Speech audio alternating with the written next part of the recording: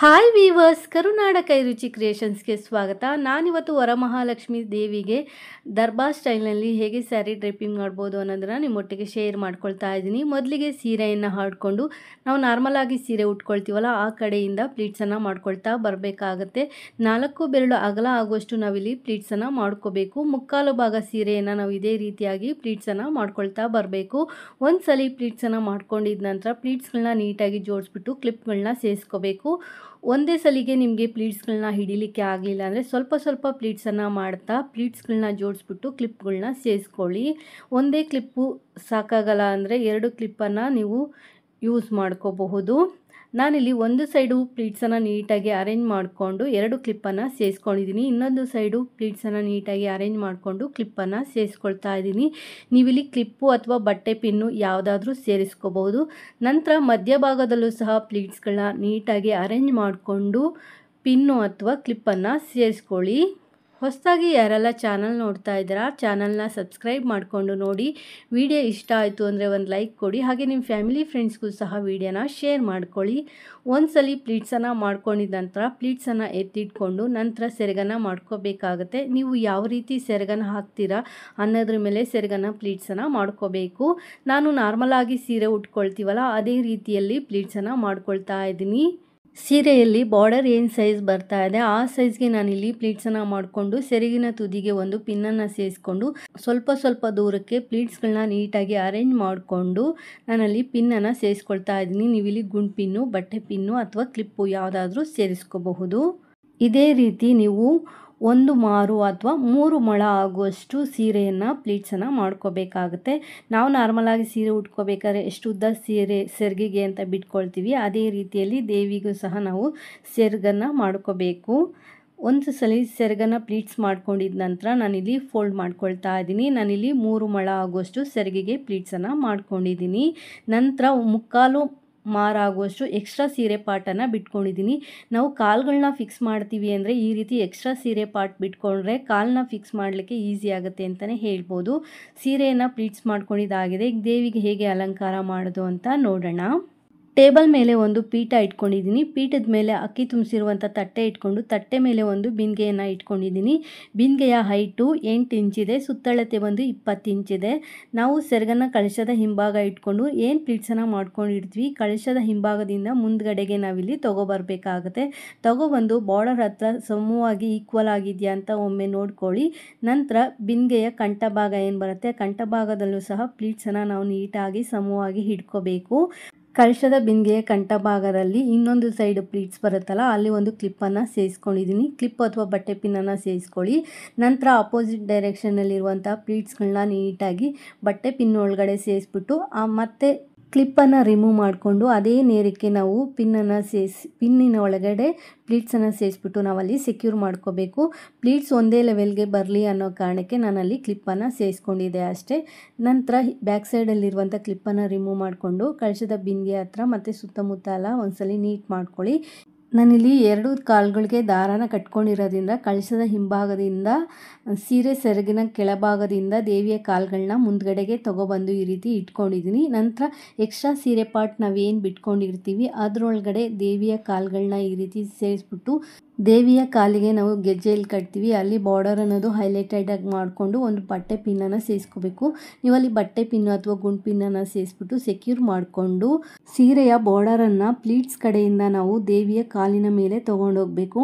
ಮೊಣಕಾಲಿನ ಮೇಲೆ ತೊಗೊಂಡೋಗಿ ತೊಡೆ ಭಾಗದಲ್ಲಿ ನಾವು ಒಂದು ಬಟ್ಟೆ ಪಿನ್ನನ್ನು ಸೇರಿಸ್ಬಿಟ್ಟು ಸೆಕ್ಯೂರ್ ಮಾಡ್ಕೋಬೇಕು. ಕೆಳಗಡೆ ಇರುವಂಥ ಸೀರೆ ಪಾರ್ಟು ಹಾಗೆ ಬಾರ್ಡರನ್ನು ಸೇರಿಸ್ಬಿಟ್ಟು ನಾವು ಅಲ್ಲೊಂದು ಪಿನ್ನನ್ನು ಸೇರಿಸ್ಬಿಟ್ಟು ಸೆಕ್ಯೂರ್ ಮಾಡ್ಕೋಬೇಕು. ದೇವಿಯ ಕಾಲಿನ ಹತ್ರ ಸೀರೆ ಎಲ್ಲ ನೀಟಾಗಿದೆಯಾ ಅಂತ ಒಮ್ಮೆ ನೋಡ್ಕೊಳ್ಳಿ. ನಂತರ ಇನ್ನೊಂದು ಕಾಲನ್ನು ಸಹ ಎಕ್ಸ್ಟ್ರಾ ಸೀರೆ ಪಾರ್ಟ್ ಏನು ಬರುತ್ತೆ ಅದರೊಳಗಡೆ ನಾವಲ್ಲಿ ಸೇರಿಸ್ಕೋಬೇಕು. ಸೇರಿಸ್ಬಿಟ್ಟು ದೇವಿಗೆ ಗೆಜ್ಜೆ ಕಟ್ತೀವಲ್ಲ ಅಲ್ಲಿ ಬಾರ್ಡರ್ ಅನ್ನೋದು ಹೈಲೈಟೆಡ್ ಆಗಿ ಮಾಡಿಕೊಂಡು ಬಟ್ಟೆ ಪಿನ್ನನ್ನು ಸೇರಿಸ್ಬಿಟ್ಟು ನಂತರ ಪ್ಲೀಟ್ಸ್ ಕಡೆಯಿಂದ ನಾವು ಬಾರ್ಡರನ್ನು ದೇವಿಯ ಕಾಲಿನ ಮೇಲೆ ತೊಗೊಂಡೋಗಬೇಕು. ದೇವಿಯ ಕಾಲಿಗೆ ನಾವು ಏನು ಸೀರೆ ಸುತ್ಕೊಂಡಿರ್ತೀವಿ ಅದು ನೀಟಾಗಿ ಬರೋ ರೀತಿಯಲ್ಲಿ ಮಾಡ್ಕೋಬೇಕಾಗತ್ತೆ. ನಂತರ ಬಾರ್ಡರ್ ಕಡೆಯಿಂದ ಮೊಣಕಾಲಿನ ಮೇಲೆ ಸೀರೆಯ ಬಾರ್ಡರನ್ನು ತೊಗೊಂಡೋಗಿ ತೊಡೆ ಭಾಗದಲ್ಲಿ ಒಂದು ಪಿನ್ನನ್ನು ಸೇರಿಸ್ಕೊಳ್ಳಿ. ದೇವಿಯ ಕಾಲಿನ ಮೇಲೆ ಸೀರೆ ಅನ್ನೋದು ಸ್ವಲ್ಪ ಸುಕ್ಕು ಬರದೇ ಇರೋ ರೀತಿಯಲ್ಲಿ ನೀಟ್ ಮಾಡ್ಕೊಳ್ಳಿ. ಅಲ್ಪ ಸ್ವಲ್ಪ ಸುಕ್ಕು ಬಂದರೆ ಪರವಾಗಿಲ್ಲ, ಯಾಕೆಂದರೆ ಕಾಲು ಹಾಕ್ಕೊಂಡು ಈ ರೀತಿ ಕುತ್ಕೋಬೇಕಾದ್ರೆ ಸ್ವಲ್ಪ ಸೀರೆ ಅನ್ನೋದು ಸ್ವಲ್ಪ ಸುಕ್ಕು ಥರ ಬಂದೇ ಬರುತ್ತೆ. ಆ ರೀತಿ ಬಂದರೂ ಪರವಾಗಿಲ್ಲ, ಏಕೆಂದರೆ ನಾವು ನ್ಯಾಚುರಲ್ ಆಗಿ ಕುತ್ಕೊಂಡಾಗ ಹೇಗೆ ಕಾಣಿಸುತ್ತೆ ಅದೇ ರೀತಿಯಾಗಿ ನ್ಯಾಚುರಲ್ ಆಗಿ ಬರಬೇಕು. ಆ ರೀತಿಯಲ್ಲಿ ಒಂದರ ಕಾಲ ಮೇಲೆ ಇನ್ನೊಂದು ಕಾಲನ್ನು ಹಾಕ್ಬಿಟ್ಟು ಕಾಲಿನ ಕೆಳಗಡೆ ಇರುವಂಥ ಪ್ಲೀಟ್ಸನ್ನು ನಾವಿಲ್ಲಿ ಸ್ಪ್ರೆಡ್ ಮಾಡ್ಕೋಬೇಕಾಗತ್ತೆ. ಅಲ್ಲೊಂದು ಸ್ವಲ್ಪ ಕಾಲ ಹತ್ರ ಇರುವಂಥ ಸೀರೆನೆಲ್ಲ ಒಂದು ಸ್ವಲ್ಪ ನೀಟ್ ಮಾಡ್ಕೊಳ್ಳಿ. ನೀಟ್ ಮಾಡಿಕೊಂಡು ದೇವಿಯ ಕಾಲಿನ ಕೆಳಗಡೆ ಹೋಗೋ ರೀತಿಯಲ್ಲಿ ಮಾಡ್ಕೊಳ್ಳಿ. ಬೇಕು ಅಂದರೆ ಎರಡು ಕಾಲುಗಳನ್ನ ನಾವು ಏನು ಜಾಯಿನ್ ಮಾಡಿರ್ತೀವಿ ಒಂದ್ರ ಕಾಲ ಮೇಲೆ ಒಂದು ಹಾಕಿರ್ತೀವಿ ಅಲ್ಲಿ ನೀವು ಪಿನ್ನನ್ನು ಬೇಕಾದ್ರೆ ಸೇರಿಸ್ಕೋಬೋದು, ಅಥವಾ ದಾರದಿಂದ ಕಟ್ ಆದರೂ ನೀವು ಅಲ್ಲಿ ಸೆಕ್ಯೂರ್ ಮಾಡ್ಕೋಬೋದು. ಪ್ಲೀಟ್ಸ್ಗಳನ್ನ ಇಲ್ಲಿ ಸ್ಪ್ರೆಡ್ ಮಾಡ್ಕೊಳ್ತಾ ಇದ್ದೀನಿ. ಜಾರತ್ತೆ ಅನ್ನೋ ಫೀಲಿಂಗ್ ಇದ್ದರೆ ಅಥವಾ ನಿಮಗೆ ಭಯ ಇದ್ದರೆ ಅಲ್ಲೊಂದು ಪಿನ್ನನ್ನು ಸೇರಿಸ್ಬಿಟ್ಟು ನೀವು ಅಲ್ಲಿ ಸೆಕ್ಯೂರ್ ಮಾಡ್ಕೊಳ್ಳಿ. ಈಗ ನಾವು ಈ ರೀತಿಯಾಗಿ ಕಾಲನ್ನು ದೇವಿಗೆ ಹಾಕಿ ಇಟ್ಕೊಂಡಿದ್ದೀನಿ. ಕಾಲಿನ ಪೊಸಿಷನ್ನ ನಾನು ಒಂದು ಸ್ವಲ್ಪ ಚೇಂಜ್ ಮಾಡ್ಕೊಂಡಿದ್ದೀನಿ. ನಿಮಗೆ ಯಾವ ರೀತಿ ಬೇಕೋ ಆ ರೀತಿಯಲ್ಲಿ ದೇವಿಯ ಕಾಲುಗಳನ್ನ ಹಾಕ್ಕೊಳ್ಳಿ. ಬಿಂದಿಗೆಗೆ ಕೈಗಳನ್ನ ಹೇಗೆ ಫಿಕ್ಸ್ ಮಾಡೋದು ಅಂತ ನೋಡೋಣ. ನಾನಿಲ್ಲಿ ತೊಗೊಂಡಿರುವಂಥ ಎರಡು ಬಿಂದಿಗೆನೂ ಒಂದೇ ಹೈಟ್ ಇದೆ, 8 ಇಂಚ್ ಹೈಟ್ ಇದೆ. ಶೇಪು ಮಾತ್ರ ಬೇರೆ ಬೇರೆ ಇದೆ. ಸುತ್ತಳತೆ ಬಂದು 20 ಇಂಚ್ ಇದೆ. ಈಗ ಕಡ್ಡಿಯನ್ನು ಕಟ್ಟಿ ಇಟ್ಕೊಂಡಿದ್ದೀನಿ ಬಿಂದಿಗೆಗೆ. ಆ ಕಡ್ಡಿಗಳಿಗೆ ದೇವಿಯ ಕೈಗಳನ್ನ ಈ ರೀತಿ ಟೈಟಾಗಿ ಕಟ್ಕೊಳ್ತಾ ಇದ್ದೀನಿ. ಜಾರದೇ ಇರೋ ರೀತಿಯಲ್ಲಿ ನೀಟಾಗಿ ಕಟ್ಕೊಳ್ಳಿ.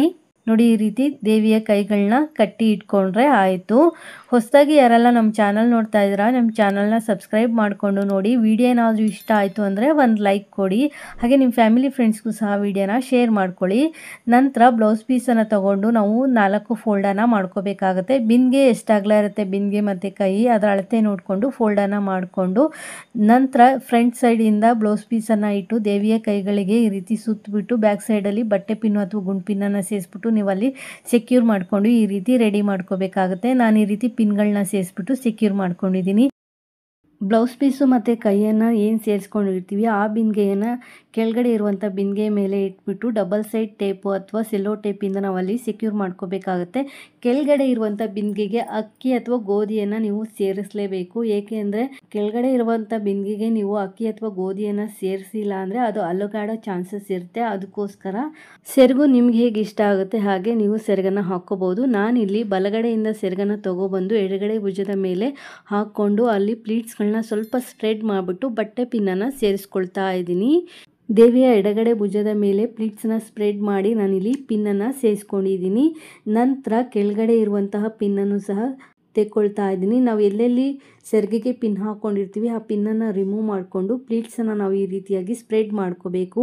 ನಾವು ಹೇಗೆ ಪ್ಲೀಟ್ಸನ್ನು ಸ್ಪ್ರೆಡ್ ಮಾಡ್ಕೊಳ್ತೀವಿ ಅದೇ ರೀತಿಯಲ್ಲಿ ದೇವಿಯ ಚೆಸ್ಟ್ ಭಾಗದಲ್ಲೂ ಸಹ ನಾವಿಲ್ಲಿ ಪ್ಲೀಟ್ಸನ್ನು ಸ್ಪ್ರೆಡ್ ಮಾಡ್ಕೋಬೇಕಾಗತ್ತೆ. ನೀಟಾಗಿ ಅಲ್ಲಿ ಪ್ಲೀಟ್ಸ್ಗಳನ್ನ ನೀವಿಲ್ಲಿ ಸ್ಪ್ರೆಡ್ ಮಾಡ್ಕೊಳ್ಳಿ. ಒಂದ್ಸಲಿ ಪ್ಲೀಟ್ಸನ್ನು ನೀವು ಈ ರೀತಿಯಾಗಿ ಸ್ಪ್ರೆಡ್ ಮಾಡ್ಕೊಂಡ ನಂತರ ಸೆರಗಿನ ತುದಿಯನ್ನು ದೇವಿಯ ಬಲಗಡೆ ಭುಜದಿಂದ ಮುಂದ್ಗಡೆಗೆ ತಗೊಬಂದು ಕ್ರಾಸ್ ಆಗಿ ನಾವಿಲ್ಲಿ ಹಾಕ್ಕೋಬೇಕಾಗುತ್ತೆ. ನಂತರ ದೇವಿಯ ಬಲಗಡೆ ಭುಜದ ಮೇಲೂ ಸಹ ಪ್ಲೀಟ್ಸ್ಗಳನ್ನ ಅಲ್ಲಿ ಸ್ಪ್ರೆಡ್ ಮಾಡಿಕೊಂಡು ಪಿನ್ನನ್ನು ಸೇರಿಸ್ಕೊಂಡು ದೇವಿಯ ಚೆಸ್ಟ್ ಭಾಗದಲ್ಲೂ ಸಹ ಪ್ಲೀಟ್ಸ್ಗಳನ್ನ ಸ್ವಲ್ಪ ಸ್ವಲ್ಪ ಸ್ಪ್ರೆಡ್ ಮಾಡ್ಕೋಬೇಕಾಗುತ್ತೆ. ಒಂದು ಅರ್ಧ ಇಂಚು ಅಗಲ ಆಗುವಷ್ಟು ಪ್ಲೀಟ್ಸನ್ನು ಸ್ಪ್ರೆಡ್ ಮಾಡ್ಕೋಬೇಕು. ಹಾಗೆ ಸೆರಗಿನ ತುದಿಗೆ ಹಾಕಿರುವಂಥ ಪಿನ್ನನ್ನು ರಿಮೂವ್ ಮಾಡಿಕೊಂಡು ದೇವಿಯ ಇನ್ನೊಂದು ಕಾಲಿನ ಮೇಲೆ ಸೆರಗಿನ ತುದಿ ಅನ್ನೋದು ನೀಟಾಗಿ ಬರೋ ರೀತಿಯಲ್ಲಿ ಮಾಡಿಕೊಂಡು ಅಲ್ಲೊಂದು ಶೇಪನ್ನು ಕೊಟ್ಕೊಂಡು ದೇವಿಯ ಸೊಂಟಕ್ಕೆ ಡಾಬು ಅಥವಾ ಲೇಸನ್ನು ನೀವಿಲ್ಲಿ ಕಟ್ಕೋಬೋದು ಅಥವಾ ದಾರನ ಕಟ್ಬಿಟ್ಟು ಅದ್ರ ಮೇಲೆ ನೀವು ಈ ರೀತಿ ಡಾಬು ಅಥವಾ ಲೇಸನ್ನು ಕಟ್ಕೋಬೋದು. ನಾನಿಲ್ಲಿ ಡೈರೆಕ್ಟಾಗಿ ಡಾಬನ್ನು ಸೇರಿಸ್ಕೊಂಡಿದ್ದೀನಿ. ಒಂದ್ಸಲಿ ಡಾಬು ಅಥವಾ ಲೇಸನ್ನು ಹಾಕಿದ ನಂತರ ಸೆರಗ್ ಪಾಟ್ ಅನ್ನೋದು ನೀಟಾಗಿ ಬಂದಿದೆಯಾ ಅಂತ ನೋಡ್ಕೊಳ್ಳಿ. ಸ್ವಲ್ಪನೂ ರಿಂಕಲ್ಸ್ ಇಲ್ಲದೆ ಇರೋ ರೀತಿಯಲ್ಲಿ ನೀವು ನೋಡ್ಕೋಬೇಕಾಗುತ್ತೆ. ದೇವಿಯ ಭುಜದ ಮೇಲೂ ಸಹ ಸೀರೆ ಅನ್ನೋದು ನೀಟಾಗಿ ಕೂತಿದೆಯಾ ಅಂತ ನೋಡ್ಕೊಳ್ಳಿ. ಏನಾದರೂ ಕೂತಿಲ್ಲ ಅಂದರೆ ಪಿನ್ನನ್ನು ಸೇರಿಸ್ಬಿಟ್ಟು ನೀವಲ್ಲಿ ಸರಿ ಮಾಡ್ಕೊಳ್ಳಿ. ಎಕ್ಸ್ಟ್ರಾ ಇರುವಂಥ ಸೀರೆ ಪಾಟನ್ನು ಕಳಶದ ಹಿಂಭಾಗಕ್ಕೆ ಸೇರಿಸಿ ದೇವಿಗೆ ಅಂತ ಇಟ್ಕೊಂಡಿರುವಂಥ ಒಡವೆಗಳಿಂದ ದೇವಿಯನ್ನು ಅಲಂಕರಿಸಿ ಕಾಲ್ಗೆಜ್ಜೆ ಏನಾದರೂ ಇತ್ತು ಅಂದರೆ ದೇವಿಯ ಕಾಲುಗಳಿಗೆ ನೀವಿಲ್ಲಿ ಕಾಲ್ಗೆಜ್ಜೆಗಳನ್ನು ಸಹ ಸೇರಿಸ್ಬೋದು. ಮೇಲ್ಗಡೆ ಇರುವಂಥ ಬಿಂದಿಗೆಗೆ ನಿಮ್ಮ ಪದ್ಧತಿಯ ಪ್ರಕಾರ ನೀರು ಅಥವಾ ಅಕ್ಕಿಯನ್ನು ಸೇರಿಸ್ಬೋದು. ಕೆಲವರಿಗೆ ನೀರನ್ನು ಸೇರಿಸುವಂಥ ಪದ್ಧತಿ ಇರುತ್ತೆ, ಇನ್ನು ಕೆಲವರಿಗೆ ಅಕ್ಕಿಯನ್ನು ಸೇರಿಸುವಂಥ ಪದ್ಧತಿ ಇರುತ್ತೆ. ನಿಮ್ಮ ಮನೆಯಲ್ಲಿ ಹಿರಿಯರು ಏನು ನಡೆಸ್ಕೊಂಡು ಬಂದಿರ್ತಾರೆ ಅದೇ ಪದ್ಧತಿಯನ್ನು ನೀವಿಲ್ಲಿ ಫಾಲೋ ಮಾಡಿ.